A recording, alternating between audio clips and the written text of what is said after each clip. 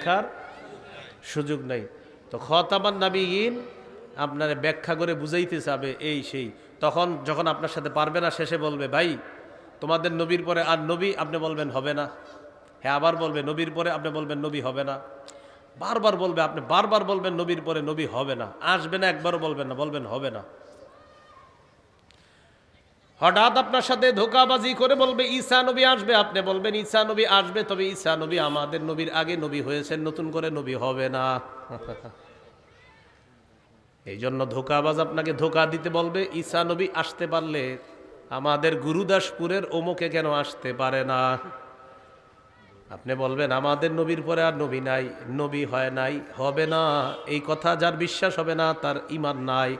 আর আমাদের নবীর পরে নতুন করে যদি কেউ বলে সে নবী, সে কাফের, তার অনুসারীরা কাফের। মুনাফিক রূপী মুসলমান মার্কা মুনাফিকগুলা যদি তাদের অনুসার হয়, ওই অনুসারীরাও কাফের। যারা বলবে আমাদের নবীর পরে নতুন করে নবী হয়েছে বা হবে বা সম্ভাবনা আছে, সে কাফের, তার অনুসারী কাফের। মুনাফিক রূপী মুসলমান কিছু আছে যারা মুসলমান পরিচয় নাম ধারণ করে, তো এই মুনাফিক মার্কা শয়তান যদি তাদের সমর্থন করে তারাও কাফের। তাহলে দাবি কাফের, অনুসারী কাফের, সমর্থনকারী কাফের। বলেন যে দাবি করবে কাফের, অনুসারী কাফের, সমর্থনকারী কাফের। তাহলে এখন থেকে কি বলবেন? আমাদের নবীর পরে নবী হবে না। বলেন আমাদের নবীর পরে নবী হবে না। বলেন বলেন হয় নাই, হবে না, সম্ভাবনাও নাই। এবার আপনারে পেঁচাইতে যাবে, বলবে ঈসা নবী, আপনি বলবেন চান্দু ঈসা নবী আমাদের নবীর আগে নবী হয়েছেন, তো ঈসা নবী আসবে, আপনি বলবেন আসলে আপনার সমস্যা কি? তিনি নবী হবেন না, তিনি হয়ে গিয়েছেন, নতুন করে আসবে এমন বিষয়টা হলো তিনি মৃত্যুবরণ করেন নাই, তার মৃত্যু হবে এজন্য তিনি দুনিয়াতে আসবেন, বাকি নবী হয়েছেন আগে। তাহলে আমাদের নবীর পরে আর নবী নাই, হয় নাই, হবে না, এটা হলো মনে রাখবেন। তো রাসূল সাল্লাল্লাহু আলাইহি সাল্লামের পরে যেহেতু আর নবী হবে না, তাহলে এই দাওয়াতের কাজ কারা করবে? সহিহ বুখারীর বর্ণনা 3467 নম্বর হাদিস। قال رسول الله صلى الله عليه وسلم بلغوا عني ولو آية। রাসূলুল্লাহ সাল্লাল্লাহু আলাইহি সাল্লাম বলেন, আমার পক্ষ থেকে একটা আয়াতও যদি জানো, এটা অন্যের কাছে তোমরা পৌঁছে দাও। তাহলে দায়িত্বটা এখন আমাদের। বলেন কাদের? আমাদের। এই দাওয়াতের কাজ আমরা করতে হবে। আমরা কেন করব? সূরা আলী ইমরানের 110 নম্বর আয়াতে আল্লাহ বলেন, কুনতুম খায়রা উম্মাতিন উখরিজাত লিন্নাস তা'মুরুনা বিল মা'রুফি ওয়া তানহাউনা আনিল মুনকার। আল্লাহ তাআলা বলেন, তোমরাই শ্রেষ্ঠ উম্মত, তোমাদেরকে মানুষের কল্যাণে বের করা হয়েছে, সৎ কাজের আদেশ করবা, অসৎ কাজের নিষেধ করবা। মনে রাখবেন, সৎ কাজের আদেশ করা, অসৎ কাজের নিষেধ করা হলো শ্রেষ্ঠ উম্মত হওয়ার পরিচয়। যদি বলেন আমি শ্রেষ্ঠ উম্মত হতে চাই, সৎ কাজের আদেশ করতে হবে, অসৎ কাজের নিষেধ করতে হবে।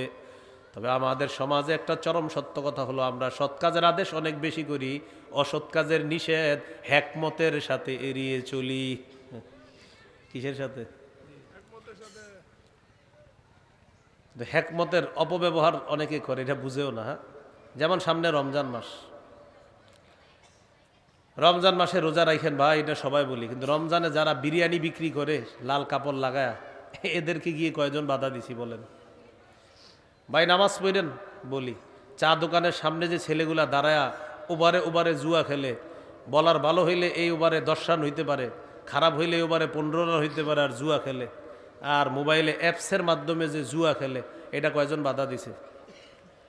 তো সৎ কাজের আদেশ করি আমরা, কিন্তু অসৎ কাজের নিষেধটা একদম নাই। অসৎ কাজের নিষেধ করতে হবে।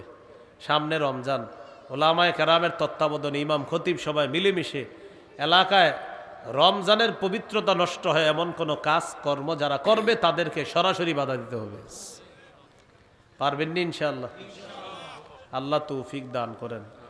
ক্বালা রাসূলুল্লাহ সাল্লাল্লাহু আলাইহি ওয়াসাল্লাম, মান রাআ মিনকুম মুনকারান ফালইগাইয়িরহু বিয়াদিহি ফাইন লাম ইস্তাতি ফাবিলিসানি ফাইন লাম ইস্তাতি ফাবিকলবিহি ওয়া যালিকা আযআফুল ঈমান। নবীজি বলেন, তোমাদের মধ্যে কেউ যদি অপছন্দনীয় কাজ দেখে সে যেন এটা হাত দিয়ে বাধা দেয়। হাত দিয়ে যদি বাধা দিতে না পারে, মুখ দিয়ে যেন প্রতিবাদ করে। মুখ দিয়ে যদি প্রতিবাদ করতে না পারে, ফাবি কলবিহি, অন্তর দিয়ে যেন ঘৃণা করে। কি করে? অন্তর দিয়ে। অন্তর দিয়ে ঘৃণা করার দ্বারা উদ্দেশ্য হলো অন্তর দিয়ে পরিকল্পনা করবে কিভাবে এই অপকর্ম বন্ধ করা যায়। অন্তর দিয়ে ঘৃণা করার উদ্দেশ্য হলো অন্তরে পরিকল্পনা করা কিভাবে এই অপছন্দনীয় শরীয়ী বহির্ভূত কাজটা বন্ধ করা যায়। এটার মানে হলো অন্তর দিয়ে ঘৃণা করা। অন্তর দিয়ে ঘৃণা করার অর্থ এই না যে আমি ঘৃণা করি আর আল্লাহুম্মা বিসমিকা আমুতু আহিয়া বলে ঘুমায় গেলাম। বিষয়টা কিন্তু এমন না। পরিকল্পনা করতে হবে, দ্বারা আজকে একা বলে আমি পারি নাই বাধা দিতে, 10 জন নিয়ে কালকে আসতেছি ইনশাল্লাহ, এরকম পরিকল্পনা করা। আল্লাহ আমাদেরকে বুঝার তৌফিক দান করেন। এখন কথা হলো, দাওয়াতের কাজ তো আমরা করব ইনশাআল্লাহ। বলেন সবাই ইনশাআল্লাহ। আল্লাহ তৌফিক দান করেন। দাওয়াত দেওয়ার পদ্ধতি মন দিয়ে শোনেন। দাওয়াত দেওয়ার 1 নম্বর পদ্ধতি হলো কৌশলে এবং উত্তম ওয়াজের মাধ্যমে দাওয়াত দেওয়া। কৌশলে এবং উত্তম ওয়াজের মাধ্যমে দাওয়াত দেওয়া। সূরা নাহলের 125 নম্বর আয়াতে আল্লাহ বলেন, উদউ ইলা সাবিলি রাব্বিকা বিল হিকমাহ ওয়াল মাউইযাতিল হাসানাহ ওয়াজাদিলহুম বিল্লাতী হিয়া আহসান। আপনি আপনার রবের দিকে দাওয়াত দেন বিল হিকমা, কৌশলের সাথে, ওয়াল মাউইযাতিল হাসানাহ, উত্তম ওয়াজের মাধ্যমে, ওয়াজাদিলহুম বিল্লাতী হিয়া আহসান, উত্তম পন্থায় তাদের মোকাবেলা করেন। ইন্না রাব্বাকা হুয়া আ'লামু বিমান দাল্লা আন সাবিলি, যারা তার রবের পথ থেকে পথভ্রষ্ট হয়েছে তাদের সম্পর্কে আপনার রব অধিক অবগত। ওয়া হুয়া আ'লামু বিল মুহতাদিন, এবং তিনি হেদায়েত প্রাপ্তদের সম্পর্কে অধিক অবগত। তাহলে 1 নম্বর কৌশলে দাওয়াত দেওয়া। 2 নম্বর নরম ভাষায় দাওয়াত দেওয়া। বলেন কি ভাষা? সূরা তাহা 42 থেকে 44 নম্বর আয়াতে আল্লাহ বলেন, ইযহাব আনতা ওয়া আখুকা বিআয়াতি ওয়ালা তানিয়া ফি যিকরি ইযহাবা ইলা ফিরআউনা ইন্নাহু তাগা ফাকুলা লাহু কাওলাল লাইয়িনা লাআল্লাহু ইয়াতাযাক্কারু আও ইয়াখশা। কি বলে দেখেন, আল্লাহ তাআলা বলেন, ইযহাব আনতা ওয়া আখুকা বিআয়াতি, আপনি এবং আপনার ভাই হারুন আমার আয়াতগুলা নিয়ে যান, ওয়ালা তানিয়া ফি যিকরি, আমাকে স্মরণ করার ক্ষেত্রে অলসতা করবেন না। ইযহাবা ইলা ফিরআউনা ইন্নাহু তাগা, আপনারা 2 জন ফেরাউনের কাছে যান, ফেরাউন নাফরমান। ফাকুলা লাহু কাওলাল লাইয়িনা, ফেরাউনকে নরম ভাষায় দাওয়াত দিবেন। ফাকুলা লাহু, ফেরাউনের সাথে কথা বলবেন। কাওলাল লাইয়িনা, নরম ভাষায় কথা বলবেন।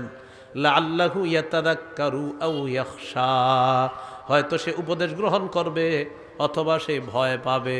তাহলে 2 নাম্বার নরম ভাষায় দাওয়াত দেওয়া। 1 নাম্বার কৌশলে, 2 নাম্বার নরম ভাষায় দাওয়াত দেওয়া। রাসূলুল্লাহ সাল্লাল্লাহু আলাইহি সাল্লাম বলেন, যারা কারো দায়িত্ব পায়, যারা কারো কি পায়, দায়িত্ব পায়, তারা যদি তাদের উপরে কঠোর হয়, নবী বলছে আল্লাহ আপনিও তাদের প্রতি কঠোর হন। নাউজুবিল্লাহ বলেন। ক্বালা রাসূলুল্লাহ সাল্লাল্লাহু আলাইহি ওয়াসাল্লাম, নবীজি বলেন, মান ওয়ালিয়া মিন আমরি উম্মতি শাইআ,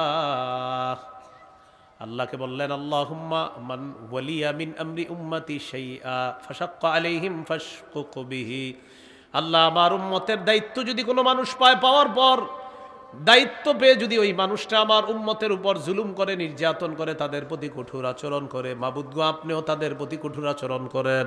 কি বলে দেখেন, আমার উম্মতের দায়িত্ব যদি কেউ পায়, পাওয়ার পর সে যদি তাদের উপর কঠোর আচরণ করে, আল্লাহ আপনিও তার প্রতি রূঢ় হন, কঠোর আচরণ তার সাথে করেন।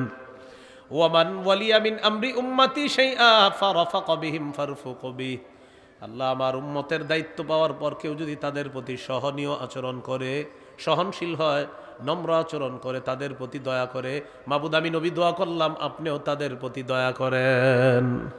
এখান থেকে অনেক বড় শিক্ষা দায়িত্ব ছোট হোক বড় হোক, যে দায়িত্ব পাবেন এটা শুকরিয়ার বিষয়, এটা জুলুম করার বিষয় না। আপনি নিয়ত করলেন খালি কোনো মতে পায়া লই রে, খবর আছে নাউজুবিল্লাহ, এই নিয়ত, এইগুলা যদি নিয়ত হয়, বাংলাদেশের জনগণ জুলুমের বিরুদ্ধে এক হওয়া দরকার। সে যেই জুলুম করবে এটার প্রতিরোধ করার জন্য সবাই এক হওয়া দরকার। মানে জালেমকে কোনো সুযোগ দেওয়া যাবে না, যে কোনো জালেমকে সুযোগ দেওয়ার, এই জালেমের বিরুদ্ধে, যে কোনো জুলুমের বিরুদ্ধে জনগণ এক থাকা এটা জরুরি বিষয়। তো বলছিলাম, নবীজি বলেন আমার উম্মতের দায়িত্ব কেউ পাওয়ার পর তাদের প্রতি যদি নম্র আচরণ প্রদর্শন করে, আল্লাহ আপনিও তার প্রতি দয়া করেন, আপনি তার প্রতি নম্র আচরণ করেন, তার প্রতি আপনি দয়া করেন। 3 নাম্বার, কঠোর না হওয়া। বলেন কি না হওয়া? 1 নাম্বার কৌশলে দাওয়াত দেওয়া, 2 নাম্বার নরম ভাষায়, 3 নাম্বার কঠোর না হওয়া।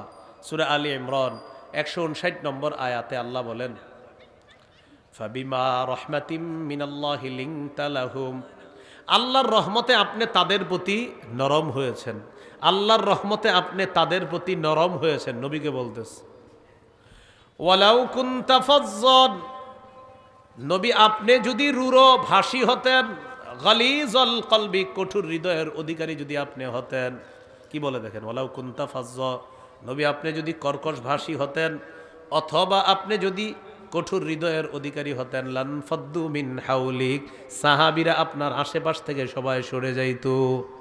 আপনি যদি কর্কশ ভাষী হতেন, আপনি যদি কঠিন হৃদয়ের অধিকারী হতেন, সাহাবীরা আপনার কাছ থেকে দূরে সরে যাইত। তাহলে কি শিখলাম?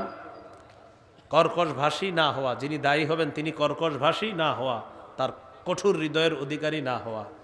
এখন আমার সাথে একটু বলেন, প্রয়োজনে কেউ কেউ জোরালো বক্তব্য দেওয়া দরকার। বলেন সবাই, প্রয়োজনে কারো কারো জোরালো বক্তব্য দেওয়া দরকার, এটা শরীয়ত বহির্ভূত না। বলেন, যেমন মাওলানা মামুনুল হক সাহেব যেই বক্তব্য দেয় এটা হাদিস সম্মত বক্তব্য। এবার আপনি তার বিরোধিতা করার আগে আপনি আগে বুঝবেন যে এটা শরীয়ত। তিনি এক জায়গায় একটা কথা বলছিল অনেক আগে, আমার মনে আছে, যে আমার বক্তব্য যদি শরীয়ত বহির্ভূত কেউ প্রমাণ করতে পারে আমি এইভাবে বক্তব্য দিব না। এটা শোনার পর আমি চিন্তা করলাম, বাবা এমন সাহস নিয়ে কীভাবে কথা বললো। তখন দেখলাম হাদিসের মধ্যে সমর্থন আছে, তিনি যেই স্টাইলে বক্তব্য দেয় এই বক্তব্যের সমর্থন হাদিসে আছে। মানে চ্যালেঞ্জ করছে যে আমার বক্তব্যের বিরোধিতা কেউ যদি কোরআন সুন্নাহ অনুযায়ী করতে পারে, যে আমার বক্তব্য এই পন্থা সঠিক না, তো আমি বক্তব্য দিব না। তা আমিও চিন্তা, আমি তখনও আপনার মাওলানা হইনি, মানে অনেক আগে হুজুর বলছিলেন একটা কথা। হুজুর অনেক, আমি যখন মাদাইনে সাহেব পড়ি 2য় বর্ষে উত্তরা, তখন 2.5 ঘন্টা একটা ভাষণ দিছিল দক্ষিণখানে। আপনার হুজুরের আব্বা চিফ গেস্ট ছিলেন, প্রধান অতিথি, হুজুরের হাত থেকে আমরা পুরস্কার নিয়েছিলাম, ওখানে ভাষণ দিয়েছিলেন সুবহানাল্লাহ, ইন্নাল্লাযীনা ক্বালু রাব্বুনাল্লাহু সুম্মা ইসতাকামু, এই আয়াতের উপরে আজীব ব্যাখ্যা। হুজুরের তো এখন আপনারা বয়ান শোনেন না, খালি ভাষণ শোনেন। সেদিন আমি বয়ান শুনছিলাম, ইন্নাল্লাযীনা ক্বালু রাব্বুনাল্লাহু সুম্মা ইসতাকামু, এই আয়াতের উপর 2.5 ঘন্টা বয়ান করছেন। তো বয়ানের মাঝে মাঝে ভাষণ দিয়েছিলেন হালকা হালকা, কিন্তু ওদিন বয়ান শুনছিলাম, আজীব বয়ান। তো যাই হোক, তো এই যে মাঝে মাঝে জোরালো বক্তব্য কারো কারো দেওয়া, এটা দরকার। এটা যারা পারে তারা দেওয়া, এটা জাতিকে জাগিয়ে দেওয়া, এটা জরুরি বিষয়। যেমন সূরা তাহরিমের 9 নম্বর আয়াতে আছে, আল্লাহ বলেন, ইয়া আইয়ুহান নাবিয়্যু জাহিদিল কুফফারা ওয়াল মুনাফিকিনা ওয়াগলুজ আলাইহিম, নবী আপনি কাফের মুনাফিকদের বিরুদ্ধে লড়াই করেন, ওয়াগলুজ আলাইহিম, তাদের বিরুদ্ধে কঠোর হন। এখন আমাদের দেশে কি মুনাফিক আছে? আরে বলেন, আসেনি? তো তাদের বিরুদ্ধে কঠোর হওয়া এটা কি কোরআনের বাহিরে না ভিতরে? এই তো, ওয়াগলুজ আলাইহিম, তাদের বিরুদ্ধে কঠোর হন। ইবনে মাজার 45 নম্বর হাদিস, আন্নান নবিয়্য সাল্লাল্লাহু আলাইহি ওয়াসাল্লাম ইদা খাতাবা, দেখেন কি বলে, নবীজি যখন ভাষণ দিতেন, ভাষণ দেওয়ার সময় নবীজির অবস্থা এমন হতো, ইহমাররাত আইনা, আল্লাহর নবীর চোখ লাল হয়ে যেত। চোখ কি হয়ে যেত? ওয়া আলা সাউতুহু, আওয়াজ উঁচু হয়ে যেত।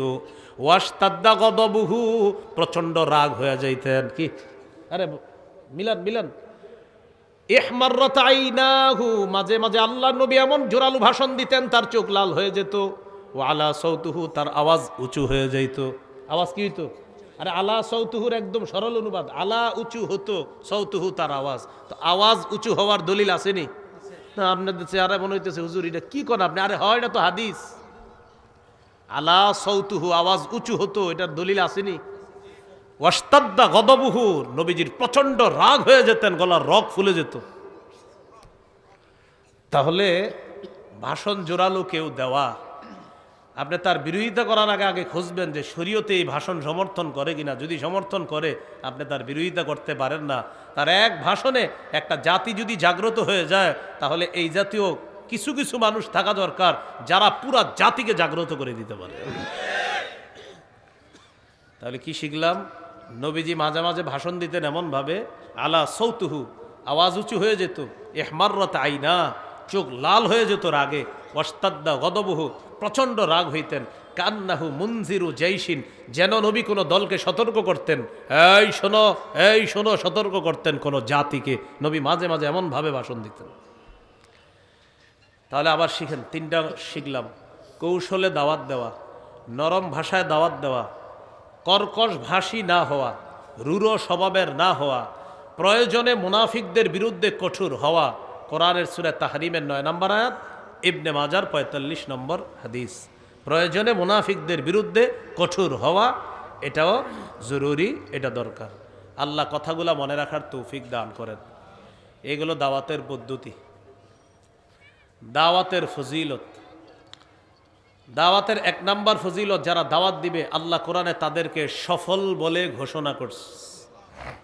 সূরা আলী ইমরানের 104 নম্বর আয়াতে আল্লাহ বলেন, ওয়ালতাকুম মিনকুম উম্মাতুন ইয়াদউনা ইলাল খায়র, তোমাদের মধ্যে এমন একটা দল থাকা উচিত যারা কল্যাণের প্রতি আহ্বান করবে মানুষকে।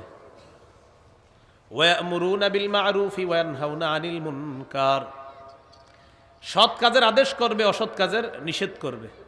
তোমাদের মধ্যে এমন একটা দল থাকা উচিত যারা মানুষকে কল্যাণের আহ্বান করবে, সৎ কাজের আদেশ করবে, অসৎ কাজের নিষেধ করবে। আল্লাহ বলেন, উলাইকা হুমুল মুফলিহুন, তারাই সফল, আমি আল্লাহ তাদেরকে সফল বলে ঘোষণা করলাম। তাহলে 1 নম্বর ফজিলত, যারা দাওয়াত দিবে তারা সফল। 2 নম্বর বলেন, দাঈর আহ্বান শ্রেষ্ঠ আহ্বান, আল্লাহর দিকে আহ্বান শ্রেষ্ঠ আহ্বান। বলেন, মুয়াজ্জিন সাহেবের আজানের আহ্বান শ্রেষ্ঠ আহ্বান। দাওয়াত যারা দেয় আল্লাহর দিকে, এটা শ্রেষ্ঠ আহ্বান। মুয়াজ্জিন সাহেব যখন বলে হাইয়া আলাস সালাহ, হাইয়া আলাল ফালাহ, এটাও শ্রেষ্ঠ আহ্বান। সূরা হামিম আস-সাজদা 33 নম্বর আয়াতে আল্লাহ বলেন, ওয়ামান আহসানু কাওলাম মিম্মান দাআ ইলাল্লাহ ওয়া আমিলা সালিহান ওয়া ক্বালা ইন্নানি মিনাল মুসলিমিন। ওই ব্যক্তির চেয়ে উত্তম কথা আর কার হতে পারে যে মানুষকে আল্লাহর পথে আহ্বান করে, যে মানুষকে আল্লাহর পথে আহ্বান করে, নেক কাজ করে আর বলে আমি মুসলমানদের অন্তর্ভুক্ত, আমি আত্মসমর্পণকারীদের অন্তর্ভুক্ত। আম্মা জান আয়েশা সিদ্দিকা রাদিয়াল্লাহু তাআলা আনহা বলেন, এই আয়াতে শ্রেষ্ঠ আহ্বান দ্বারা 1 নম্বর উদ্দেশ্য মুহাম্মদ সাল্লাল্লাহু আলাইহি সাল্লামের যে আহ্বান, মাখলুকের মধ্যে মুহাম্মদ সাল্লাল্লাহু আলাইহি সাল্লামের আহ্বান হলো শ্রেষ্ঠ আহ্বান। আম্মা জান আয়েশা সিদ্দিকা রাদিয়াল্লাহু তাআলা আনহা বলেন, এরপর হলো আল মুআদ্দিনুনাস সুলাহা হিনা ইয়াকুলুনা হাইয়া আলাস সালাহ হাইয়া আলাল ফালাহ। মুয়াজ্জিন সাহেবরা যখন বলে হাইয়া আলাস সালাহ হাইয়া আলাল ফালাহ, আম্মা জান বলেন মুয়াজ্জিনের এই কথা বলার সময় মুয়াজ্জিনের আহ্বানটাও পৃথিবীর শ্রেষ্ঠ আহ্বান হয়ে যায়। মুয়াজ্জিন সাহেব হাইয়া আলাস সালাহ হাইয়া আলাল ফালাহ বলে, এটাও একটা শ্রেষ্ঠ আহ্বান। এগুলো 2 নাম্বার। 3 নাম্বার বলেন, দাওয়াতের আহ্বানে যারা সাড়া দিবে তাদের ভালো কাজের সওয়াব দাঈর আমল নামায়ও আল্লাহ পৌঁছায় দিবে। আবার দাঈর আহ্বানে যারা সাড়া দিবে তাদের সওয়াব দাঈর আমল নামায়ও আল্লাহ পৌঁছায় দিবে। আমি আপনাদেরকে আজকে ওয়াজ করলাম যে ভাই এটা করেন, এটা করেন, আর আপনারা কয়েকজন করলেন, নিঃসন্দেহে আপনাদের সওয়াব আল্লাহ আমাকেও দিবে। সহিহ মুসলিমের হাদিস 6697 নম্বর হাদিস, মাদ্রাসার পাঠ্যপুস্তক অনুসারে 2674 নম্বর হাদিস, আর আপনাদের ওই যে পকেটে যেটা থাকে ওই অনুযায়ী 6697 নম্বর হাদিস। এই হাদিসের মধ্যে আছে قال رسول الله صلى الله عليه وسلم, নবীজি বলেন, মান দাআ ইলা হুদান কানা লাহু মিনাল আজরি মিসলু উজুরি মান তাবিআহু লা ইয়ানকুসু যালিকা মিন উজুরিহিম শাইআ। যে ব্যক্তি মানুষকে হেদায়েতের দিকে আহ্বান করে, আল্লাহ তার আমল নামায় ওই পরিমাণ প্রতিদান দিবে যারা তার কথা শুই না ভালো ভালো কাজ করছে, তাদের প্রতিদানের সমপরিমাণ প্রতিদান আল্লাহ তাকেও দান করবে। তাদের সওয়াবের একটু আল্লাহ কাটবে না, তাদের সওয়াব না কাইটা ওই পরিমাণ সওয়াব আল্লাহ দায়ীর আমল নামায় দিয়ে দিবে। ওয়ামান দাআ ইলা দালালাতিন কানা আলাইহি মিনাল ইসমি মিসলু আসামি মান তাবিআহু লা ইয়ানকুসু যালিকা মিন আসামিহিম শাইআ। যে ব্যক্তি কাউকে বদভ্রষ্টতার দিকে আহ্বান জানায়, আপনি সিনেমা হল করলেন, করার পর মানুষের সিনেমা হলে আপনি নিলেন, হ্যাঁ, খারাপ কাজের আহ্বান করলেন। নবীজি বলেন, কোন ব্যক্তি যদি মানুষকে পথভ্রষ্টতার দিকে আহ্বান জানায়, তারা যেই পরিমাণ গুনাহ করবে, যেই ব্যক্তি এই কাজটা চালু করছে তার আমল নামায় এই পরিমাণ গুনাহ জমা হতেই থাকবে, জমা হতেই থাকবে, নাউজুবিল্লাহ। তাহলে একটু চিন্তা করেন, যারা সিনেমা হল বানায়, বিভিন্ন গুনাহের জিনিস বানায়, আর মানুষকে আপনি গুনাহের সুযোগ করে দেন, কি পরিমাণ গুনাহ আপনার জমা হচ্ছে। সিনেমা হল বানায় আর প্রতি বছর হজে যায়, মনে করেন কোথায় যায়? হজে যায়। যে সস্ত্রীক হজ করে আসলেন, অমুক খারাপ কাজের মালিক, তো লাভ হলো কি? পথভ্রষ্টতার দিকে আহ্বান করছেন, এই খারাপ কাজের ফলাফলটা আপনার উপর বর্তাবে। আল্লাহ আমাদেরকে হেফাজত করেন। তাহলে 3 নাম্বার শিখলাম, দায়ী যিনি, তার সওয়াবটা হবে, তার আহ্বানে যারা সাড়া দিবে ওই পরিমাণ সওয়াব আল্লাহ তাকেও দান করবেন। সুবহানাল্লাহ। আবু দাউদের একটা হাদিস শোনেন, 5139 নম্বর হাদিস। এই হাদিসের মধ্যে আছে, রাসূলুল্লাহ সাল্লাল্লাহু আলাইহি সাল্লামের কাছে এক ব্যক্তি আসছে, আসার পর বললেন, ইন্নী উবদি আবি ফাহমিলনি ইয়া রাসূলুল্লাহ, হুজুর আমার বাহন নাই, মেহেরবানি করে একটা বাহনের ব্যবস্থা করে দেন। নবীজি বললেন, ইন্নী লা আজিদু মা আহমিলুকা আলাইহি, বাহন দেওয়ার মতো আমার কাছে ব্যবস্থা নাই। ওয়ালাকিন ইতি ফুলানান ফালাআল্লাহু আইয়াহমিলাকা। দেখেন একটু, নবীজি বললেন, আমার কাছে বাহন দেওয়ার মতো সুযোগ নাই, তবে তুমি ওই ব্যক্তির কাছে যাও, সে তোমাকে বাহন দিতে পারবে। আপনি আমার কাছে এসে একটা ভালো জিনিস চাইলেন, আমি বললাম, ভাই আমি পারবো না, তুমি অমুকের কাছে যাও, তিনি হয়তো দিতে পারবে। ওই ব্যক্তি তার কাছে গেলেন, যাওয়ার পর ফাহামালা, তাকে বাহনের ব্যবস্থা করলেন। করার পর আল্লাহ নবীর কাছে আসলেন, আসার পর বললেন, ইয়া রাসূলুল্লাহ, আপনি যার কাছে পাঠিয়েছেন তিনি আমাকে বাহনের ব্যবস্থা করে দিলেন। নবীজি বললেন, মান দাল্লা আলা খাইরিন কানা লাহু মিনাল আজরি মিসলু আজরি ফাইলিহি। আরেক বর্ণনায় ফালাহু মিসলু আজরি ফাইলিহি। কোন ব্যক্তি যদি অন্যকে ভালো কাজের রাস্তা দেখা দেয়, রাস্তা দেখানোর কারণে যেই ব্যক্তি ভালো কাজটা করে, আমি যে রাস্তাটা শুধু দেখায় দিলাম, আর ওই ভালো কাজ করার কারণে আল্লাহ তাআলা আমার আমল নামায় ওই পরিমাণ সওয়াব দিয়ে দিবেন। এটা একটু বুঝেন। দেখেন, আমি পারি নাই, আমি বললাম আপনি তার কাছে যান, তিনি এটা দিবে। আমি শুধু বলছি মুখ দিয়ে, আর আপনি গেছেন, তিনি এটা করছে। আমি শুধু বলে দিছি, আমার কিন্তু সামর্থ্য ছিল না, তাই বলে দিছি, আল্লাহ সওয়াবটা আমারও দিয়ে দিবে। ওই যে আমি রাস্তা দেখাইয়া দিছি। তাহলে 3 নাম্বার, দায়ী যিনি, যারা রাস্তা দেখাবে, সঠিক পথ দেখাইয়া দিবে, আহ্বান করবে, এই আহ্বানে যারা সাড়া দিবে, এটার সওয়াব আল্লাহ দায়ীকে আল্লাহ দান করবেন। এগুলো 3 নাম্বার ফলাফল। 4 নাম্বার ফলাফল, বলেন, একজন ব্যক্তি আমার মাধ্যমে যদি হেদায়েত পেয়ে যায়, আরবের দামি লাল উটের চাইতে উত্তম ফলাফল আল্লাহ আমাকে দান করবেন। সুবহানাল্লাহ। সহিহ বুখারীর বর্ণনা, 4210 নম্বর হাদিস। عن سهل بن السعد الساعدي رضي الله تعالى عنه قال قال رسول الله صلى الله عليه وسلم يوم خيبر। সাহাল ইবনে সাদ আস-সাঈদী রাদিয়াল্লাহু তাআলা আনহু বলেন, খায়বারের যুদ্ধের দিন নবীজি ঘোষণা করলেন, লা উতিয়ান্না রায়াতা গাদান রাজুলান ইফতাহুল্লাহু আলা ইয়াদাই ইউহিব্বুল্লাহ ওয়া রাসূলুহু ওয়া ইউহিব্বুহুল্লাহু ওয়া রাসূলুহু। খায়বার যুদ্ধের দিন আল্লাহ নবী বললেন, আগামীকাল আমি এমন এক ব্যক্তির হাতে পতাকা দিব যার হাতে আল্লাহ তাআলা খায়বারের বিজয় দান করবেন। এই ব্যক্তি আল্লাহকে ভালোবাসে, রসুলকে ভালোবাসে, আল্লাহ আর তার রসুলও তাকে ভালোবাসে।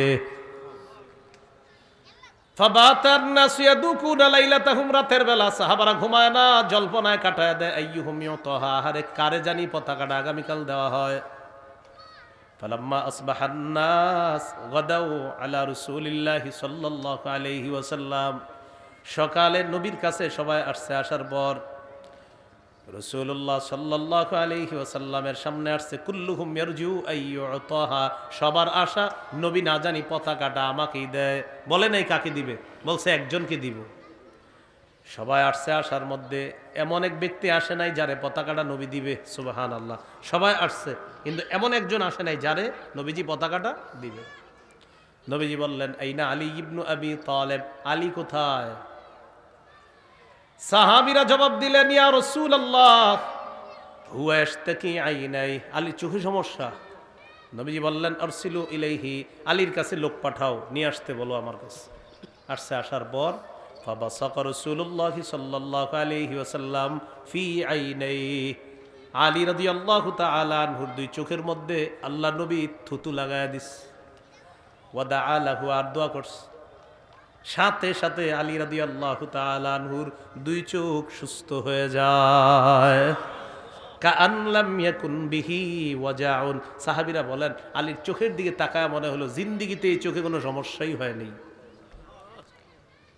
ফাআতাহুর রায়া, পতাকাটা দিয়ে দিস। হযরত আলী রাদিয়াল্লাহু তাআলা আনহু বললেন, উকাতিলুহুম হাত্তা ইয়াকুনু মিসলানা ইয়া রাসূলুল্লাহ, হুজুর লড়াই করব কতক্ষণ? যতক্ষণ তারা মুসলমান না হয় ততক্ষণ লড়াই করব। বললেন, নবীজি বললেন, উনফুদ আলা রিসলিকা হাত্তা তানজিলা বিসাহাতিহি মালি, তুমি আপন অবস্থায় তাদের দ্বার প্রান্তে উপস্থিত হইবা। সেখানে যাওয়ার পর উদউহুম ইলাল ইসলাম, তাদেরকে ইসলামের প্রতি আহ্বান করবা, দাওয়াত দিবা, তাদেরকে ইসলামের প্রতি দাওয়াত দিবা। শোনো আলী, তাদেরকে বলে দিবা, ফাখবিরহুম বিমা ইয়াজিবু আলাইহিম মিন হাক্কিল্লাহি ফীহি, আল্লাহর যে হকগুলা, এই কর্তব্যগুলা তাদেরকে জানায়া দিবা। আলী মনে রাখবা, ফাল্লাহি লা আইয়াহদিয়াল্লাহু বিকা রাজুলান ওয়াহিদান, লা আইয়াহদিয়াল্লাহু বিকা রাজুলান ওয়াহিদান খায়রুন লাকা মিন আইয়াকুনা লাকা হুমুরুন নাআম। আলী মনে রাখবা, তোমার মাধ্যমে একজন ব্যক্তিকে আল্লাহ তাআলা যদি হেদায়েত দিয়ে দেন, আরবের লাল ওট পাওয়ার চাইতে এটা আরো বেশি কল্যাণকর। কি শিখলাম? 4 নাম্বার, যিনি দাওয়াত দিবেন একজন যদি হেদায়েত পেয়ে যায়, আল্লাহ তাকে আরবের মূল্যবান লাল উটের চাইতেও আরো বেশি নিয়ামত দান করবেন। 5 নাম্বার ফলাফল, যারা দাওয়াত দিবে, দায়ী যারা, আহ্বান করবেন যারা, এটার 5 নাম্বার ফলাফল হলো, আল্লাহ মাফ করেন, রাসূলুল্লাহ সাল্লাল্লাহু আলাইহি সাল্লাম তার জন্য দোয়া করছেন। বলেন সবাই, কি করছেন? দোয়া করছেন। 5 নাম্বার মানে যিনি দাওয়াত দিবেন, যিনি পৌঁছাইবেন, একটা ভালো কথা পৌঁছাই দিলেন, তার জন্য নবীজি দোয়া করছেন। এই যে বয়ান করে যারা মাইকের সামনে, মাশাআল্লাহ, তারা যদি খালি এই নিয়ত করে, আমি নবীর এক একটা বাক্য পৌঁছাইতেছি, আল্লাহ নবী কোরআন দিয়ে গেছেন আমাদের কাছে, হাদিস, এই দুইটা জিনিস আমাদের কাছে রেখে গেছেন, আর এই কথাগুলো আমি পৌঁছাইতেছি, আল্লাহ রসুলের এই নিয়ত যদি সব আলোচকের থাকে, ক্ষণে ক্ষণে সে রসুলের দোয়া পাইতে থাকবে। তিরমিজির 2657 নম্বর হাদিস, 2657। ক্বালা রাসূলুল্লাহি সাল্লাল্লাহু আলাইহি ওয়াসাল্লাম, রাসূলুল্লাহ সাল্লাল্লাহু আলাইহি সাল্লাম বলেন, নাদ্দারাল্লাহু ইমরাআন সামিআ মিন্না, ওই ব্যক্তিকে আল্লাহ উজ্জ্বল করে দেখ যেই ব্যক্তি আমার কাছ থেকে কিছু শুনছে, শোনার পর ফাবাল্লাগাহু কামা সামিআ, যেভাবে শুনেছে সেভাবে আরেকজনের কাছে পৌঁছায়া দিছে।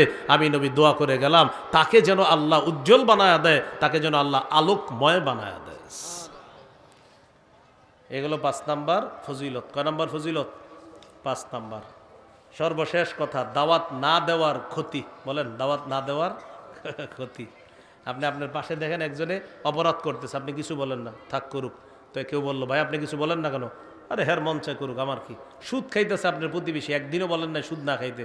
আপনি জিজ্ঞাসা করলেন, আসসালামু আলাইকুম কাকা, ভালো আছেন? জি। আপনার প্রতিবেশী যে সুদ খায়, নিষেধ করছেন কখনো? আরে বাবা বাদ দাও তো, হ্যাঁ খাইলে আমার কি, এরকম বলছেন আপনি। এরকম যারা বলেন, একটা হাদিস শোনেন। আবু দাউদের হাদিস 4339 নম্বর হাদিস, 4339 4339, এই হাদিসের মধ্যে আছে عن جابر بن عبد الله رضي الله تعالى عنه قال سمعت رسول الله صلى الله عليه وسلم يقول জাবের রাদিয়াল্লাহু তাআলা আনহুর বর্ণনা, হযরত জাবের বলেন আমি আল্লাহর নবীকে বলতে শুনলাম, মা মিন রাজুলিন ইয়াকুনু ফি কওমিন ফায়ুমালু ফীহিম বিল মাআসি। কি বলে দেখেন, কোন ব্যক্তি কোন এলাকায় আছে, শুনেন অনুবাদটা, কোন ব্যক্তি কোন এলাকায় আছে, এলাকার নাম কি? রশিদাবাদ। কোন ব্যক্তি রশিদাবাদে আছে, কোন ব্যক্তি রশিদাবাদে আছে, আর ওই এলাকায় খারাপ কাজ হইতেছে। ইয়াকদিরুনা আলা আইয়ুগাইয়িরু, আমরা যারা বেঁচে আছি আমরা সক্ষম রাখি এটা বাধা দিতে। আবার বলছি, রশিদাবাদ আমরা বেঁচে আছি, রশিদাবাদে এমন একটা খারাপ কাজ হইতেছে যেটা বাধা দিতে আমরা সক্ষম, মানে এটা বাধা দিতে আমরা সক্ষম। নবীজি বলেন ফালা ইউগাইয়িরু, যদি তারা বাধা না দেয়। আবার বলি, কোন ব্যক্তি কোন এলাকার মধ্যে আছে, ওই এলাকার মধ্যে যদি খারাপ কাজ হয়, ওই খারাপ কাজটা বাধা দিতে যদি মানুষ সমর্থ রাখে, আর যদি এই খারাপ কাজটা বাধা না দেয়, ইল্লা আসাবাহুমুল্লাহু বিআযাবিন ক্বাবলা আইয়ামুতু, মনে রাখবা তোমরা যারা বাধা দাও নাই, মরণের আগে আল্লাহ তোমাদের উপর আযাব দিবে। কি বলছে দেখেন, ইল্লা আসাবাহুমুল্লাহু বিআযাবিন ক্বাবলা আইয়ামুতু, মরার আগে তাদের উপর আল্লাহ আযাব নিয়ে আসবে। আসাবাহুমুল্লাহু বিইকাব, আল্লাহ তাদেরকে ধরবে, বিইকাবিন আযাব দ্বারা, ক্বাবলা আইয়ামুতু, তারা মরার আগে আল্লাহ তাদেরকে আযাব দ্বারা পাকড়াও করবেন। খারাপ কাজ দেখার পরেও যারা দাওয়াত না দিবে, সত্যের প্রতি আহ্বান না করবে, বরং এরকম বলে হ্যাঁ করলে আমার কি, এরকম বলা যাবে না। হঠাৎ একটা মাজার হওয়ার সম্ভাবনা, কেমন মাজার, জেনে শিরিক হবে, এরকম কোনো মাজার। আমরা মাজারের বিরুদ্ধে না, কবরের বিরুদ্ধে না, তবে শিরিকের বিরুদ্ধে আমরা, এই কথাটা স্পষ্ট হওয়া দরকার। আপনি দেখতেছেন এখানে একটা শিরিকের সম্ভাবনা, বাধা দেওয়ার সামর্থ্য আছে, আপনারা বললেন থাক, এ থাক থাক করতে করতে শিরিক জমে গেছে। শিরিক কি হয়ে গেছে? জমে গেছে। নবীজি বলেন মরার আগে তমগু পুরো গজব দিবে আল্লাহ, মনে রেখো। তাহলে এই হলো দাওয়াত না দেওয়ার ক্ষতি, মনে থাকবেন ইনশাআল্লাহ। তাহলে কি জানলাম বলেন তো, খুব মন দিয়ে শোনেন। দাওয়াতের আবিধানিক পারিভাষিক অর্থ, 2 নম্বর দাওয়াতের ধারাক্রম আমাদের নবী পর্যন্ত, 3 নম্বর নবীজি পরে আর নবী হবে না, হয় নাই। নবীজির পরে নবী আসবে একজন, তিনি নবীর আগে নবী হয়েছেন, ঈসা নবী, তিনি মৃত্যুবরণ করার জন্য দুনিয়াতে আসবেন, তবে তিনি আমাদের নবীর আগে নবী হয়েছেন, আমাদের নবীর পরে আর কোনো নবী হয় নাই, হবে না। দায়িত্ব কাজ এখন আমাদের, এগুলো 3 নম্বর। 4 নম্বর দাওয়াতের পদ্ধতি, কৌশলে দাওয়াত দেওয়া, নরম ভাষায় দাওয়াত দেওয়া, কঠোর স্বভাবের না হওয়া। হ্যাঁ, মুনাফিকদের বিরুদ্ধে কঠোর হওয়ার অনুমতি আছে। 5 নম্বর দাওয়াতের ফজিলত 5টা জানলাম, আর 6 নম্বরে জানলাম দাওয়াত না দেওয়ার ভয়াবহ পরিণতি হতে পারে। এবার সর্বশেষ আমার সাথে বলেন দাওয়াতের কাজ শিখার জন্য আগামী 31শে জানুয়ারি, 1-2 ফেব্রুয়ারি ওলামায়ে হজরতদের নেতৃত্বে, তাদের তত্ত্বাবধানে টঙ্গীর ময়দানে যাব ইনশাআল্লাহ। মনে থাকবে তো ইনশাআল্লাহ? আল্লাহ তো কিশোরগঞ্জ ইনশাআল্লাহ 3-4-5, কিশোরগঞ্জ কত 3-4-5 একই কথা, আমাকে প্রথমটা বলা মানে পুরাটাই আর তো কিশোরগঞ্জের 3-4-5, আমার এই সবটার সাথে আমরা 31, 1, 2, 3, 4, 5 পুরাটাই আমাদের, তো ইনশাআল্লাহ আমরা উপস্থিত হব। বলেন ইনশাআল্লাহ। আসসালামু আলাইকুম রহমতুল্লাহ। ও আজকে দাওয়াতের আলোচনাটা একটু আমার মিম্বরের আমানত সংকলনের প্রথম খণ্ডের প্রথম আলোচনাটাই আজকের ফুল আলোচনাটা, আজকের ফুল আলোচনা করি নাই এখনো। দাওয়াত দায়ের গুণ কয়টা এটা বলি নাই, দায়ের গুণ 10টা, এই 10টা গুণ ওখানে আছে, আলোচনা ওইটা আলোচনায় ঢুকি নাই। যারা দাওয়াত দিবে তাদের 10টা গুণ থাকতে হবে, এই আলোচনাটা আছে। মিম্বরের আমানত প্রথম খণ্ড গাড়ি থেকে সংগ্রহ করে নেন, গাড়ির কাজ ভাঙবেন না, হ্যাঁ, গাড়ির কাজ না ভেঙে গাড়ি থেকে সংগ্রহ করে নিতে পারেন। 8 খণ্ডের কিতাব আছে, প্রত্যেকটা খণ্ড আলাদা আলাদা। এর মধ্যে নতুন আসছে 7 এবং 8, নামাজের নাপাক পাকের মাসালা 7 এবং 8 নম্বর খণ্ড, আর আগের 6টা খণ্ড হলো স্বামী স্ত্রীর অধিকার, শিরিক, বেদাত, কুফর, তাওহীদ আর দাওয়াতের আলোচনাটাও পাবেন মিম্বরের আমানত দেখে নেন।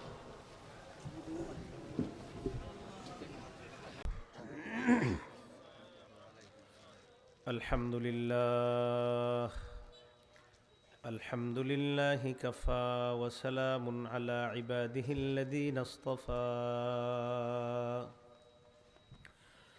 আম্মা বা'দু ফাআউযু বিল্লাহি মিনাশ শাইতানির রাজীম। বিসমিল্লাহির রহমানির রহিম। বলতে পারে নাই, আবার বাধা দিস। তেমন হতে পারে অনেক সময় আপনাদের সামনে হক কথা বলা হবে, তো বললে হতে পারে এটা আপনি নিতে পারবেন না, কিন্তু বাধা দিয়েন না। এরকম হইতে পারে যে না আপনি এটা কইলে হবে নাকি, না এটা কইলে, উনি না কইলেও এটাই সত্য মনে করেন, এটা কথার কথা। আলহামদুলিল্লাহ সূরা যদি এই পৃথিবীর কেউ না পড়ে, তাও এটা আল্লাহর কোরআনের কথা।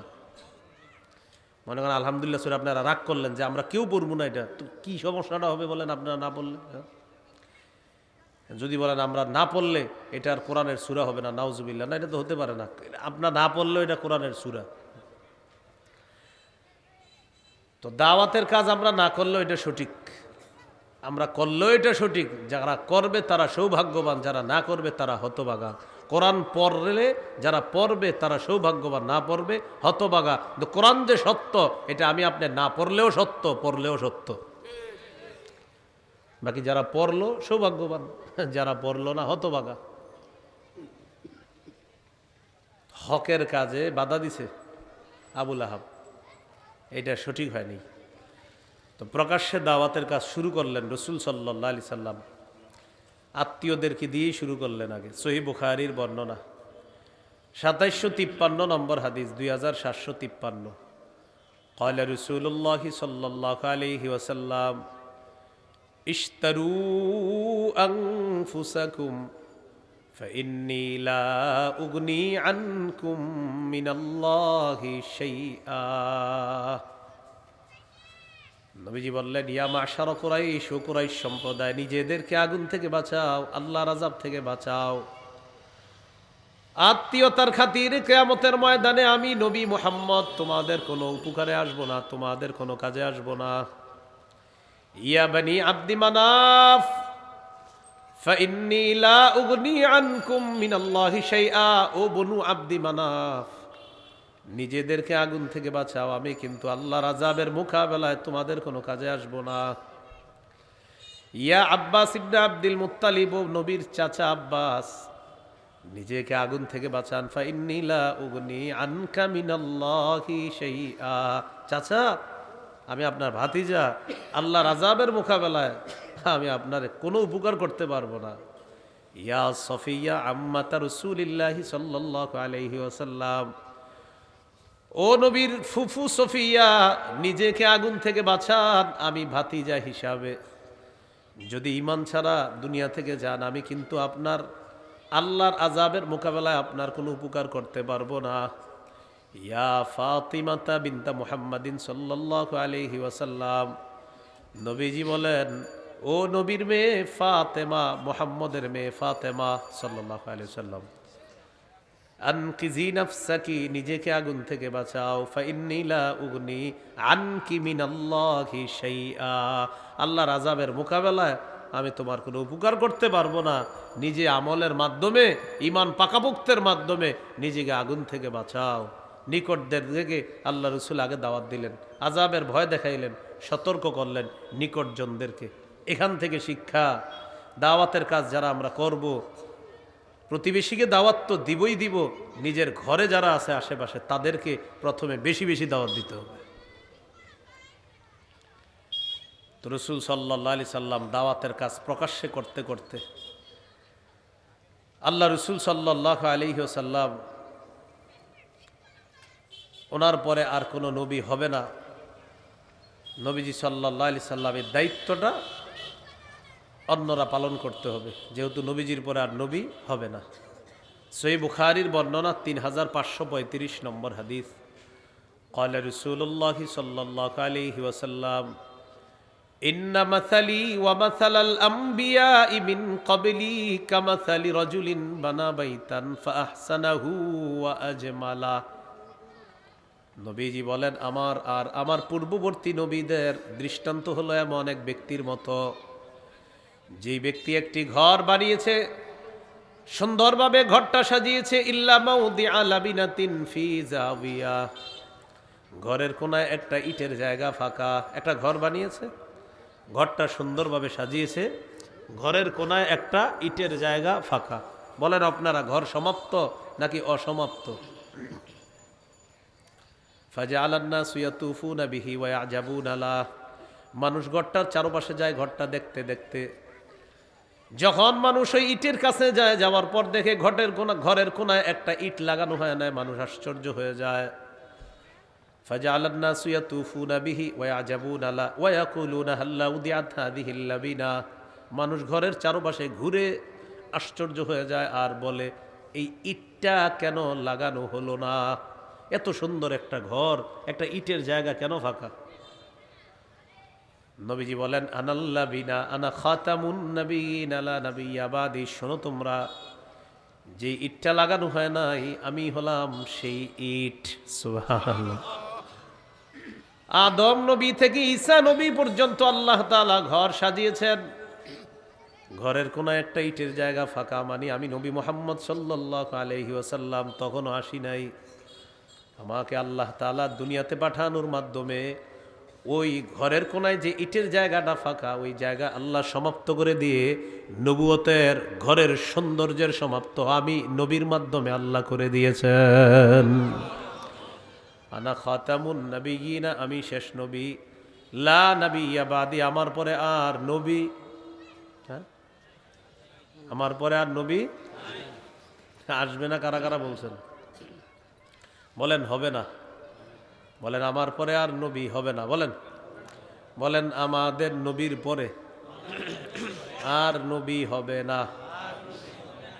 ঈসা নবী আমাদের নবীর আগে নবী হয়েছেন। বলেন, তিনি এখনো মৃত্যুবরণ করেননি। মৃত্যুর বিধান বাস্তবায়িত হওয়ার জন্য তিনি আবার দুনিয়াতে আসবেন, তবে তিনি নবী আগে হয়েছেন। মনে রাখবেন, হ্যাঁ? আমাদের নবীর পরে আর নবী হয় নাই, হবে না। এখন আপনারে একদল প্রশ্ন করবে, ঈসা নবী আসবে, তা আপনি বলবেন আসলে আপনার সমস্যা কি? ঈসা নবী আসলে আপনার সমস্যা কি? এটা হলো একটা সম্প্রদায় আছে যারা ধোঁকাবাজি করে, যাদের মসজিদের সামনে অফিসের সামনে লেখা আছে লা ইলাহা ইল্লাল্লাহু মুহাম্মাদুর রাসূলুল্লাহ। কালিমা দেখে বোঝার উপায় নাই তারা যে মুসলমান না। হ্যাঁ, কালিমা তো ঠিক আছে, এদের কালিমা যখন আপনি দেখবেন, দেখার পর আপনি টেনশনে পড়ে যাবেন, আমরাও তো এই কালিমা পড়ি, তারাও এই কালিমা পড়ে, তাহলে হুজুররা তাদেরকে এত মিছিল দিয়ে কেন বলে তারা কাফের? তখন তাদের কাছে আপনি যাবেন, যাওয়ার পর বলবেন, ভাই লা ইলাহা ইল্লাল্লাহু মুহাম্মাদুর রাসূলুল্লাহ, এটার অনুবাদ করেন।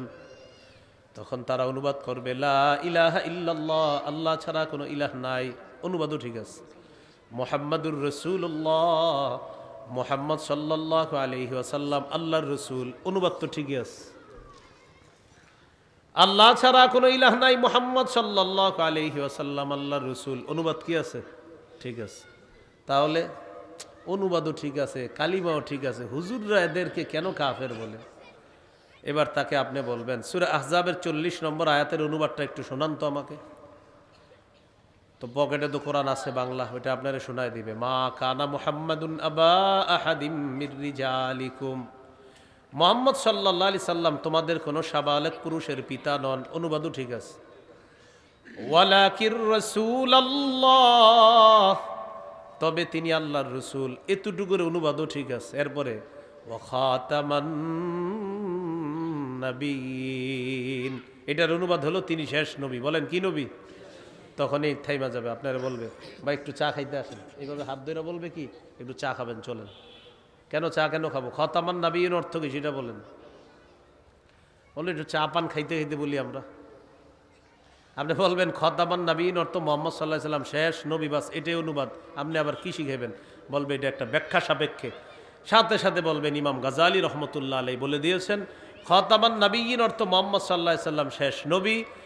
আমাদের এই মুহাম্মদ সাল্লাল্লাহু আলাইহি সাল্লাম শেষ নবী, তারপরে নবী হয় নাই, হবে না, তারপরে আর নবী নাই। এই আয়াতে ব্যাখ্যার সুযোগ নাই। وَيَأْمُرُونَ بِالْمَعْرُوفِ وَيَنْهَوْنَ عَنِ الْمُنكَرِ وَأُولَئِكَ هُمُ الْمُفْلِحُونَ وقال رسول الله صلى الله عليه وسلم من دعا إلى هدى كان له من الأجر مثل أجور من تبعه لا ينقص ذلك من أجورهم شيئا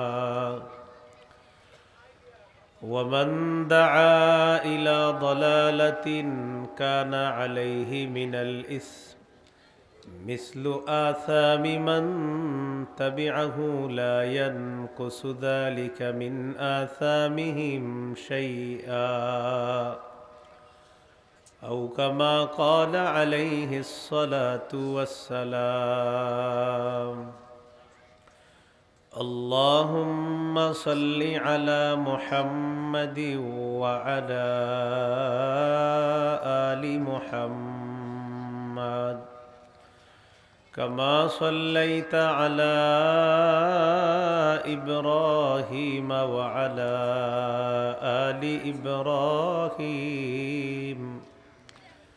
إنك حميد مجيد اللهم بارك على محمد وعلى آل محمد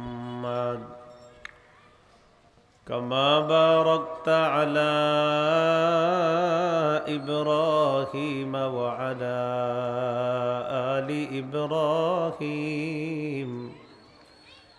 إنك حميد مجيد اللهم إني أعوذ بك من شر لساني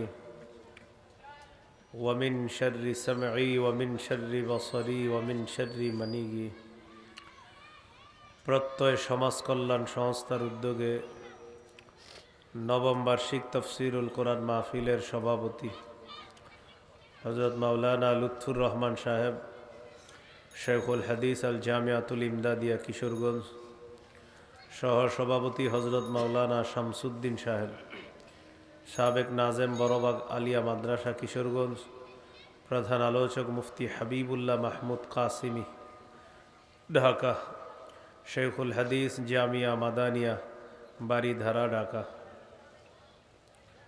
হযরত মাওলানা শোয়াইব বিন আব্দুর রউফ দামাত বরকাতুহুম সিনিয়র মুহাদ্দিস আল জামিয়াতুল ইমদাদিয়া কিশোরগঞ্জ, হযরত মাওলানা আনোয়ার হোসেন রশিদাবাদী খতিব বাইতুস সালাম জামে মসজিদ হারুয়া কিশোরগঞ্জ, হযরত মাওলানা শহীদুল্লাহ সাহেব শিক্ষা সচিব মাদ্রাসা আবু হুরায়রা রাদিয়াল্লাহু তাআলা আন কিশোরগঞ্জ, আমন্ত্রিত হযরত উলামায়ে কেরাম, মুসলমান ভাইরা,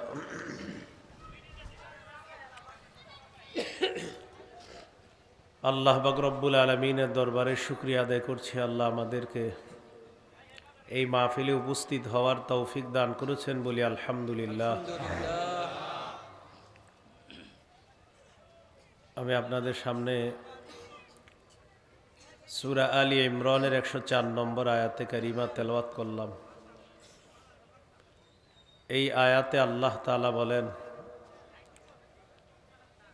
ওয়ালতাকুম মিনকুম উম্মাতুন ইয়াদউনা ইলাল খাইর, তোমাদের মধ্যে এমন একটি দল থাকা উচিত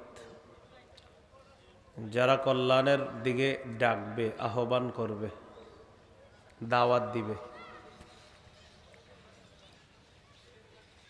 দাওয়াতের আবিধানিক অর্থ আহ্বান করা, ডাকা। যেমন সূরা বানী ইসরাঈলের 52 নম্বর আয়াতে আছে, ইয়াউমা ইয়াদউকুম, সেদিন তিনি তোমাদেরকে আহ্বান করবেন। তো ইয়াদউ এখানে দাওয়াত থেকে আহ্বান করা। সূরা কসসের 87 নম্বর আয়াতে আছে, ওয়াদউ ইলা রাব্বিকা, আপনি আপনার রবের দিকে ডাকেন, আহ্বান করেন। সহিহ বুখারীর বর্ণনা 4488 নম্বর হাদিস, রাসূলুল্লাহ সাল্লাল্লাহু আলাইহি সাল্লাম বলেন, ইউদআ নূহুন ইয়াউমাল কিয়ামাহ, নূহ আলাইহিস সালাতু ওয়াস সালামকে কিয়ামতের ময়দানে ডাকা হবে। ফায়াকুলু হাল বাল্লাগতা, আল্লাহ তাআলা নূহ আলাইহিস সালাতু ওয়াস সালামকে বলবেন আপনি কি পৌঁছিয়েছেন? নূহ আলাইহিস সালাতু ওয়াস সালাম জবাব দিবেন জি আমি পৌঁছিয়েছি। সুম্মা ইউদআ উম্মাতুহু, অতঃপর নূহ আলাইহিস সালাতু ওয়াস সালামের জাতিকে ডাকা হবে। আল্লাহ তাআলা তাদেরকে বলবেন হাল বাল্লাগাকুম নূহুন, নূহ নবী কি তোমাদের কাছে পৌঁছিয়েছে? জাতি জবাব দিবে মা আতানা মিন নাযীর আও ক্বালা মা আতানা মিন আহাদ, আমাদের কাছে কোনো সতর্ককারী আসে নাই, কেউ আসেই নাই, দাওয়াত দেওয়া দূরের কথা, কেউ আমাদের কাছে আসেই নাই। জাতি এই কথা বলার পর আল্লাহ তাআলা নূহ আলাইহিস সালাতু ওয়াস সালামকে আবার জিজ্ঞাসা করবেন মাইয়াশহাদু লাকা, আচ্ছা আপনি যে দাওয়াত দিয়েছেন তাদের কাছে পৌঁছিয়েছেন, এই ব্যাপারে সাক্ষী আছে? নূহ আলাইহিস সালাতু ওয়াস সালাম বলবেন মুহাম্মাদুন সাল্লাল্লাহু আলাইহি ওয়াসাল্লাম ওয়া উম্মাতুহু, আমার সাক্ষী হলো মুহাম্মদ সাল্লাল্লাহু আলাইহি সাল্লাম এবং তার উম্মত আমার পক্ষে সাক্ষী দিবে। তো এখানে দাওয়াত মানে যে ডাকা, সেখান থেকে মুজরে মাজহুলের সিগা ইউদআ, ডাকা হবে, আহ্বান করা হবে নূহ আলাইহিস সালাতু ওয়াস সালামকে। এই হলো দাওয়াতের আবিধানিক অর্থ মানে ডাকা। দাওয়াতের পারিভাষিক অর্থ শাইখুল ইসলাম ইবনে তাইমিয়া রহমতুল্লাহি আলাইহি বলেন আদ-দাওয়াতু ইলাল্লাহ হিয়া আদ-দাওয়াতু ইলাল ঈমানি বিহি, আল্লাহর দিকে দাওয়াত দেওয়া মানে হলো আল্লাহর বিশ্বাসের দিকে দাওয়াত। বাড়ায়েন না, আওয়াজ বাড়ায়েন না, কমান। আসার পর থেকে বাড়ানো শুরু করবেন, এখন শুধু কমাবে না। আল্লাহর দিকে দাওয়াত দেওয়া মানে আল্লাহর বিশ্বাসের দিকে দাওয়াত দেওয়া। আল্লাহর বিশ্বাসের দিকে দাওয়াত দেওয়া। এক মুমিন আরেক মুমিনকে দাওয়াত দিবে ইমানের, সেটা কেমন দাওয়াত? ক্বালা রাসূলুল্লাহি সাল্লাল্লাহু আলাইহি ওয়াসাল্লাম জাদ্দিদু ঈমানাকুম, নবীজি বললেন তোমরা তোমাদের ঈমানকে তাজা করো। ক্বালু কাইফা নুজাদ্দিদু ঈমানানা ইয়া রাসূলুল্লাহ, ওগো আল্লাহর রাসূল আমরা আমাদের ঈমান কিভাবে তাজা করব? রাসূলুল্লাহ সাল্লাল্লাহু আলাইহি সাল্লাম বললেন আকসিরু কওলা লা ইলাহা ইল্লাল্লাহ যিকরা লা ইলাহা ইল্লাল্লাহ, বেশি বেশি লা ইলাহা ইল্লাল্লাহর আলোচনা করবা। লা ইলাহা ইল্লাল্লাহর আলোচনার মাধ্যমে তোমাদের ঈমান তোমরা তাজা করবা। আল্লাহ কথাগুলা বুঝার তৌফিক দান করেন। শায়েখ খিজির রহমতুল্লাহি আলাইহি বলেন দাওয়াতের পারিভাষিক অর্থ মৌলিকভাবে চারটা জিনিসের নাম হলো দাওয়াত। কয়টা জিনিসের নাম দাওয়াত? চারটা। হাসুন নাসি আলাল খাইর ওয়াল হুদা ওয়াল আমরি বিল মা'রুফি ওয়ান নাহyi আনিল মুনকার, মানুষকে হেদায়েতের প্রতি উৎসাহিত করা, মানুষকে কল্যাণের প্রতি উৎসাহিত করা, মানুষকে সৎ কাজের আদেশের প্রতি উৎসাহিত করা, মানুষকে অসৎ কাজের নিষেধের প্রতি উৎসাহিত করা।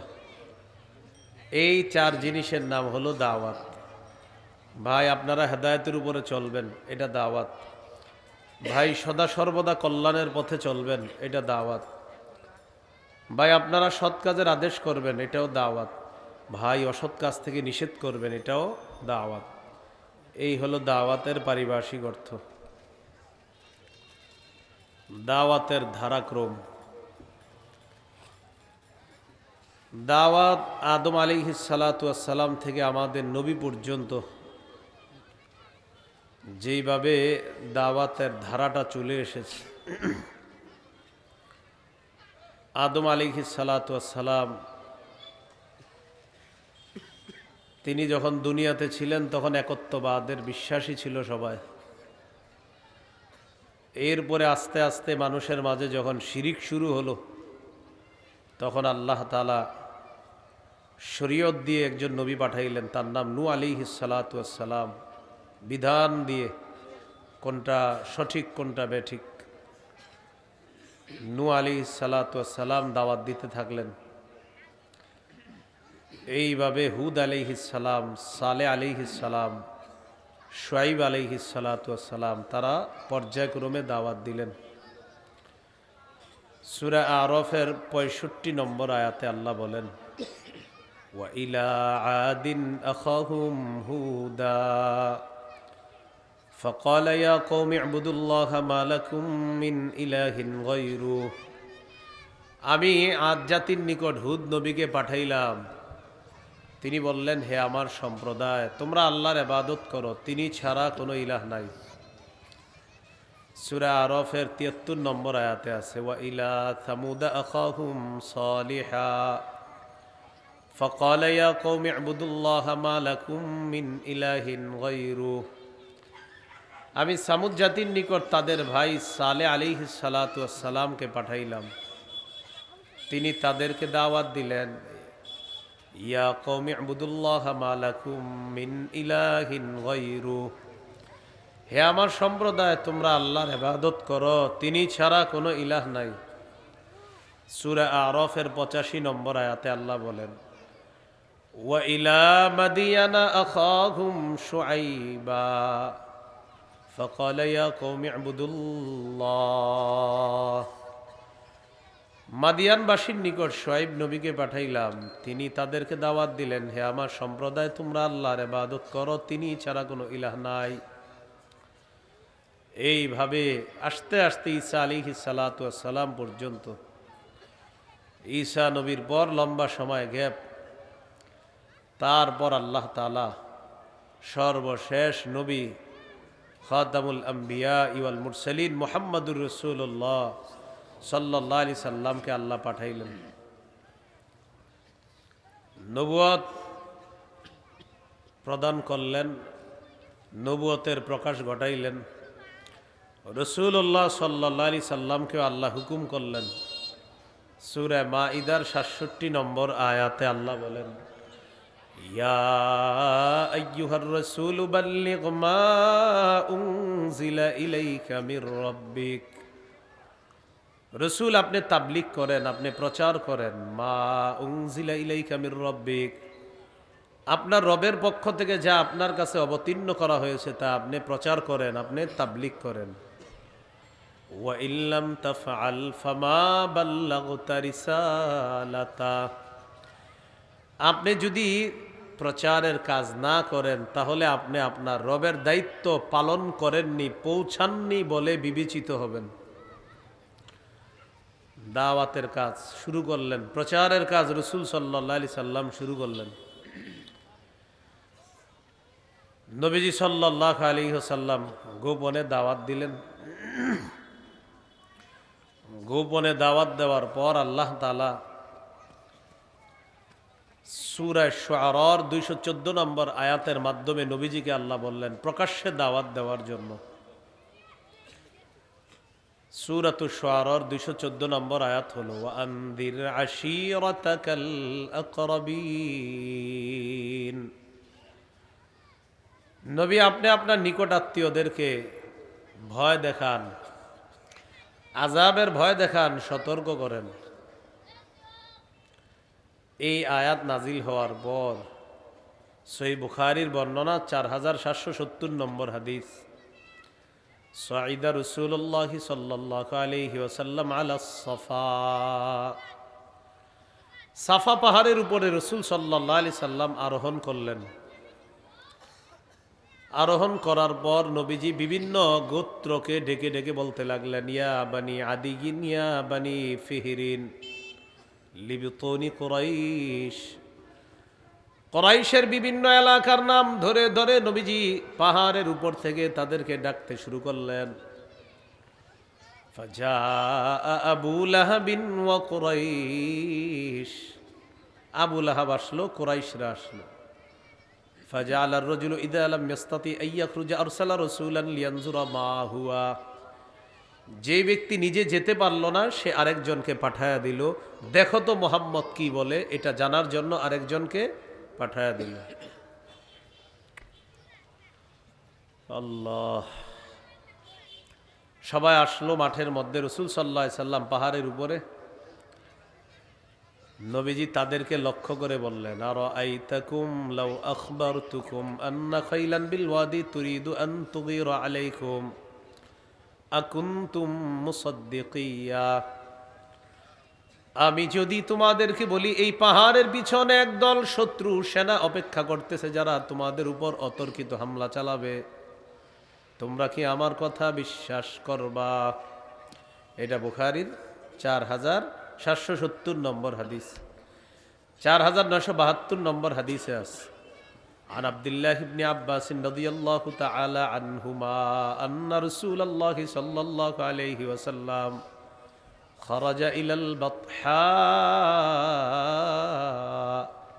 فصعد إلى الجبل, নবীজি বাতহা নামক একটা এলাকায় গেলেন, সেখানে গিয়ে পাহাড়ের উপর আরোহণ করলেন। পাহাড়ের উপর আরোহণ করার পর আল্লাহ নবী বললেন, ইয়া সবাহা, ইয়া সবাহা মানে হলো আরবের ইয়া সবাহা ইয়া মাসা বলা মানে হলো একটা একটা সাংকেতিক ডাক। এইভাবে বললে আরবরা বুঝতো আমাদেরকে কেউ গুরুত্বপূর্ণ কাজে ডাকতেছে। সবাই দলে দলে বের হয়ে আসতে লাগলো। ঘটনা কি, মুহাম্মদ সাল্লাল্লাহু আলাইহি সাল্লাম আমাদেরকে ডাকে। ফাজতামাআত ইলাইহি কুরাইশ, কুরাইশরা একত্রিত হলো। নবীজি বললেন, আরাআইতুম ইন হাদ্দাসতুকুম আন্নাল আদুওয়া মুসাব্বিহুকুম আও মুমাসসিকুম কুনতুম তুসাদ্দিকুনি, আমি যদি বলি শত্রুরা সকালে অথবা সন্ধ্যায় তোমাদের উপর হামলা চালাবে, আমার কথা বিশ্বাস করবা? আগের বর্ণনায় ছিল পাহাড়ের পিছনে একদল শত্রু সেনা, আর এই বর্ণনায় হলো একদল শত্রু সন্ধ্যায় বা সকালে তোমাদের উপর হামলা চালাবে, তোমরা কি আমার কথা বিশ্বাস করবা? তখন এই কাফেররা জবাব দিল, ক্বালু নাআম মা জাররাবনা আলাইকা ইল্লা সিদকা, আমরা অবশ্যই আপনার কথা বিশ্বাস করব মুহাম্মদ, কারণ আমরা যাচাই বাছাই করে দেখেছি তুমি কোনোদিনও মিথ্যা বলো না, তুমি সদা সর্বদা সত্য কথা বলো। তখন রাসূলুল্লাহ সাল্লাল্লাহু আলাইহি সাল্লাম বললেন, ফাইন্নী আনা নাযীরুল লাকুম বাইনা ইয়াদাই আযাবিন শাদীদ, আমি তোমাদেরকে কঠিন আযাবের ভয় দেখাই। আল্লাহকে আল্লাহ মেনে নাও, যদি না মানো আল্লাহ তোমাদেরকে কঠিন আযাব দিবে। আবু লাহাব নবীকে ডেকে বলল, তাব্বান লাকা সাইরাল ইয়াউম আলিহাযা জামাআতানা, মুহাম্মদ তোমার পুরাটা দিন ধ্বংস হোক, তুমি কি আমাদেরকে এই কারণে একত্রিত করেছ? নাউযুবিল্লাহ, তোমার পুরাটা দিন ধ্বংস হোক। নবীজির জন্য ধ্বংসের বদদুয়া করল। আল্লাহ তাআলা আয়াত নাজিল করছে, তাব্বাত ইয়াদা আবি লাহাবি ওয়া তাব, আমার নবী ধ্বংস হবে না, আবু লাহাবের দুই হাত ধ্বংস হোক, সে নিজেও ধ্বংস হোক। বলি নাউযুবিল্লাহ। এখান থেকে একটা বিষয় শিখতে পারলাম, হকের কাজে বাধা না দেওয়া। কি শিখলাম? হকের কাজে বাধা না দেওয়া। বলেন সবাই, হকের কাজে বাধা না দেওয়া। আবু লাহাব সত্য, মনে রাখবা তোমরা যারা বাধা দেও নাই, মরণের আগে আল্লাহ তোমাদের উপর আযাব দিবে। ইল্লা আসাবাহুমুল্লাহু বিআযাবিন ক্বাবলা আইয়ামুতু, মরার আগে তাদের উপর আল্লাহ আযাব নিয়ে আসবে। আসাবাহুমুল্লাহু বিইকাব, আল্লাহ তাদেরকে ধরবে, বিইকাবিন আযাব দ্বারা, ক্বাবলা আইয়ামুতু, তারা মরার আগে আল্লাহ তাদেরকে আযাব দ্বারা পাকড়াও করবেন। খারাপ কাজ দেখার পরেও যারা দাওয়াত না দিবে, সত্যের প্রতি আহ্বান না করবে, বরং এরকম বলে হ্যাঁ করলে আমার কি, এরকম বলা যাবে না। হঠাৎ একটা মাজার হওয়ার সম্ভাবনা, কেমন মাজার, জেনে শিরিক হবে এরকম কোনো মাজার। আমরা মাজারের বিরুদ্ধে না, কবরের বিরুদ্ধে না, তবে শিরিকের বিরুদ্ধে আমরা, এই কথাটা স্পষ্ট হওয়া দরকার। আপনি দেখতেছেন এখানে একটা শিরিকের সম্ভাবনা, বাধা দেওয়ার সামর্থ্য আছে, আপনারা বললেন থাক, এই থাক থাক করতে করতে শিরিক জমে গেছে। শিরিক কি হয়ে গেছে? জমে গেছে। নবীজি বলেন মরার আগে তম্বু পুরো গজব দিবে আল্লাহ, মনে রেখো। তাহলে এই হলো দাওয়াত না দেওয়ার ক্ষতি, মনে থাকবেন ইনশাআল্লাহ। তাহলে কি জানলাম বলেন তো, খুব মন দিয়ে শোনেন।